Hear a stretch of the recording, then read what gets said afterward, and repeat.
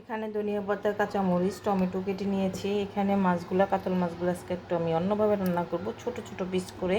তো সেইগুলো আমি হলুদ মরিচ দিয়ে মাখায় রাখছি। এটা দিয়ে আমি আরেকটা রান্না করব। তো আজকে আমি সেহরি ইফতারে কী রান্না করতেছি সেইগুলো একটু শেয়ার করবো। আসসালামু আলাইকুম, কেমন আছেন সবাই? আশা রাখছি আলহামদুলিল্লাহ অনেক ভালো আছেন।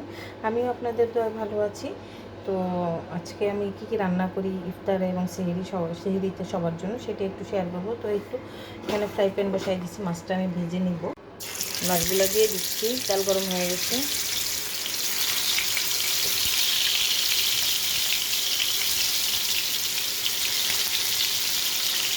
সমস্ত মশলা দিয়ে কষিয়ে নিচ্ছি, তেল বেঁচে গেছে। এখন দিয়ে দেবো টমেটোগুলো আর দিয়ে দিচ্ছি কিছু কাঁচামরিচ।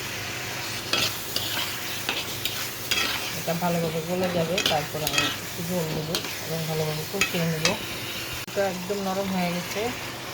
ভাজা মাছ আর আলুগুলা আমি একসঙ্গে দিয়ে একটু কষিয়ে নেব, তারপর পরিমাণ মতো পানি দিয়ে দেবো।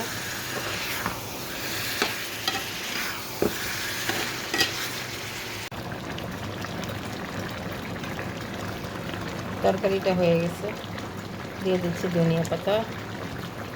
শেষ। এভাবে মাছ রান্না করলে অনেক ভালো লাগে। ভালো লাগে বলতে মশলাটা অনেক সুন্দরভাবে ঢুকে, আবার একটু ভাজা ভাজা।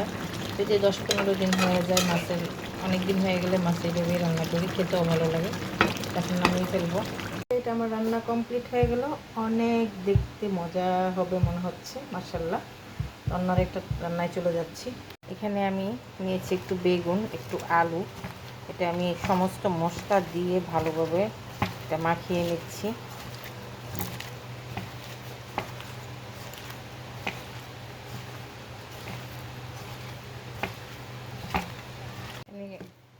আমি আলুটাই শেষ করে নিয়েছি।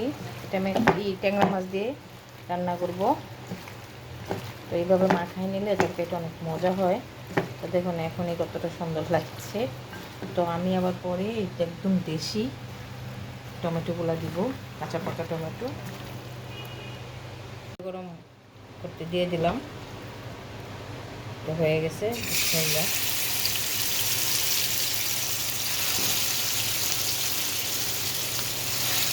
এরকম গামলার এই পানিগুলো দিয়ে দিলে নাকি তরকারি অনেক মজা হয়। দেখি এটা একটা বলক আসুক, পরে আমি মাছটা দেবো। একটু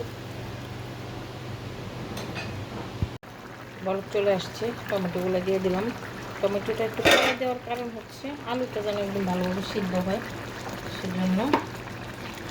আর এখন মাছগুলো দিয়ে দিচ্ছি। আমি একটু ঝোল ঝোল খাবো, কিন্তু একটু তরকারিগুলো আসলে রমজানে ভালো লাগে, টক টক লাগে, খেতে ভালো লাগে ভীষণ।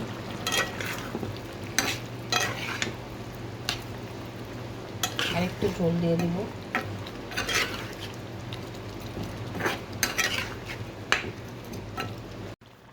ধনিয়া পাতা দিয়ে নামিয়ে নিচ্ছি, ঝোল রাখবো এটার মধ্যে আমি।